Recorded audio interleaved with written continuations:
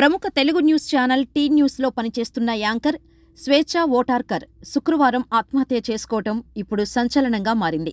హైదరాబాద్ చిక్కడపల్లిలోని తన ఇంట్లోనే ఆమె సూసైడ్ చేసుకుంది. అయితే ఇది ఆత్మహత్య లేక ప్రేరేపిత ఆత్మహత్య లేదా ఎవరైనా హత్య చేసి ఆత్మహత్యగా చిత్రీకరించారా? ప్రముఖ యాంకర్కి ఆత్మహత్య చేసుకోవాల్సిన పరిస్థితి ఎందుకు వచ్చుంటుంది? ఆమెతో ఉంటున్న స్నేహితుడు ఎవరు? ఆ స్నేహితుడి కారణంగా మానసిక సంఘర్షణల వల్లే ఆమె ఆత్మహత్య చేసుకున్నారా? అతనితో ఏవైనా మనస్పర్ధలు ఉన్నాయా? ఆత్మహత్యకు ముందు ఏదైనా గొడవ జరిగిందా? స్వేచ్ఛ తండ్రి చెప్పిన నిజాలేమిటి? స్వేచ్ఛ ఓటార్కర్ టీ న్యూస్ ఛానల్లో స్పెషల్ కరెస్పాండెంట్గా పనిచేస్తున్నారు. తెలుగు మీడియాలో తనకంటూ ఒక ప్రత్యేక గుర్తింపు తెచ్చుకుంది స్వేచ్ఛ. రాత్రి 10:30 గంటల సమయంలో ఆమె చనిపోయిన విషయం తెలిసిన వెంటనే చిక్కడపల్లి పోలీసులు ఘటనా స్థలానికి వెళ్లి అంతా పరిశీలించారు. ఆమె ఓ గదిలో లుంగీతో ఉరివేసుకుంది. పోలీసులు ఆమె మృతదేహాన్ని గాంధీ ఆసుపత్రికి తరలించారు. అయితే ఆమె ఎందుకు చనిపోయింది అనేది ఇంకా తేలలేదు. పోలీసులు కూడా ఏదీ చెప్పలేకపోతున్నారు.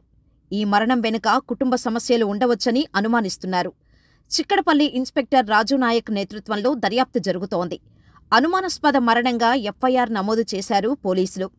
స్వేచ్ఛ 5 ఏళ్ల కిందట తన భర్త నుంచి విడిపోయి విడాకులు తీసుకున్నారు. స్వేచ్ఛకు ప్రస్తుతం స్కూలుకి వెళ్లే వయసున్న కూతురు ఉంది. కూతురుని ఆమె చూసుకుంటున్నారు. ఆమెతో మరో స్నేహితుడు కూడా ఉంటున్నాడని తెలుస్తోంది. ఇప్పుడు అతనితో ఏవో సమస్యలు రావటం వల్లే ఆమె మరణించిందనే ప్రచారం జరుగుతోంది. దీనిపై పోలీసులు క్లారిటీ ఇవ్వాల్సి ఉంది. ఈ ఘటన తెలుగు మీడియా రంగంలో షాకింగ్ ఘటనగా మారింది.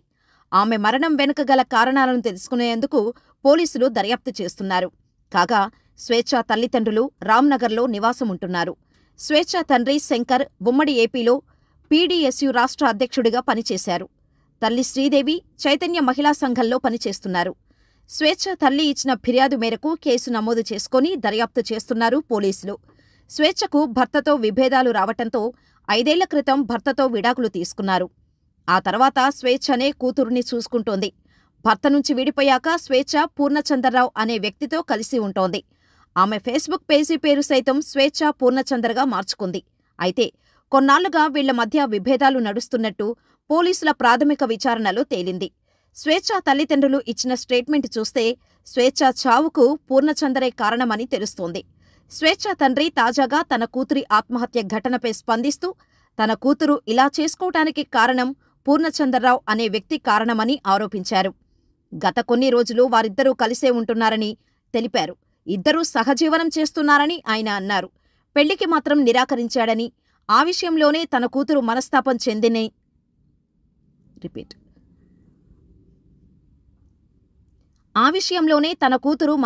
చెందిందని, పూర్ణచందర్ని వివాహం చేసుకోవాలని స్వేచ్ఛ ఒత్తిడి చేయగా అందుకు పూర్ణచంద్రరావు నిరాకరించాడని, ఆయనతో కలిసి ఉండలేను నాన్నా అంటూ జూన్ 26న కూతురు చెప్పిందని స్వేచ్ఛ తండ్రి తెలిపారు.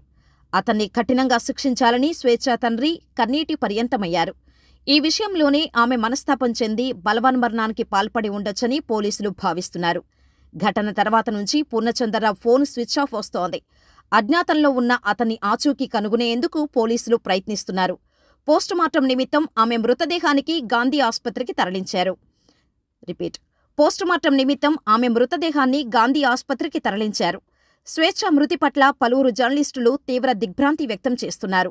కాగా జర్నలిస్టు స్వేచ్ఛ యాంకర్గానే కాకుండా సామాజిక ఉద్యమకారిణిగా కూడా చాలా యాక్టివ్గా ఉండేవారు. ఆమె మరణం పట్ల టీవీ, రాజకీయ ప్రముఖులు దిగ్భ్రాంతి వ్యక్తం చేస్తూ ఆమె కుటుంబానికి సానుభూతిని తెలియచేస్తున్నారు. తెలంగాణ ఉద్యమ జర్నలిస్టు స్వేచ్ఛ ఓటార్కర్ మరణం పట్ల బీఆర్ఎస్ అధినేత, మాజీ ముఖ్యమంత్రి కేసీఆర్ సంతాపాన్ని వ్యక్తం చేశారు. సామాజిక స్పృహ ఉన్న కవయిత్రిగా, జర్నలిస్టుగా ఎదుగుతున్న స్వేచ్ఛ మరణం విషాదకరమన్నారు. ఆమె ఆకస్మిక మరణం పట్ల తీవ్ర విచారం వ్యక్తం చేశారు. తెలంగాణ ఉద్యమంలో స్వేచ్ఛ తల్లిదండ్రులు శంకర్, శ్రీదేవిలు చురుకుగా పాల్గొన్నారని, బిడ్డను కోల్పోయి శోకతప్త హృదయులైన వారికి కేసీఆర్ తన ప్రగాఢ సానుభూతిని తెలిపారు. జర్నలిస్ట్, రచయిత్రి, అంకితభావం కలిగిన తెలంగాణవాది శ్వేత ఓటార్కర్ మరణ వార్తలు విని చాలా బాధపడ్డాను. నాకు మాటలు రావటం లేదు. ఆమె కుటుంబానికి, ముఖ్యంగా ఆమె కుమార్తె, తల్లికి నా హృదయపూర్వక సానుభూతి. ఈ కష్టకాలాన్ని ఎదుర్కోవటానికి వారికి బలం లభిస్తుందని నేను ఆశిస్తున్నాను. ఎప్పుడైనా జీవితం కఠినంగా మారినా, కష్టంగా అనిపించినా దయచేసి ఒక ప్రొఫెషనల్ని సంప్రదించండి. ఎలాంటి పరిస్థితుల్లోనూ ఇలాంటి దారిని ఎంచుకోకండి అంటూ కేటీఆర్ ట్వీట్ చేశారు.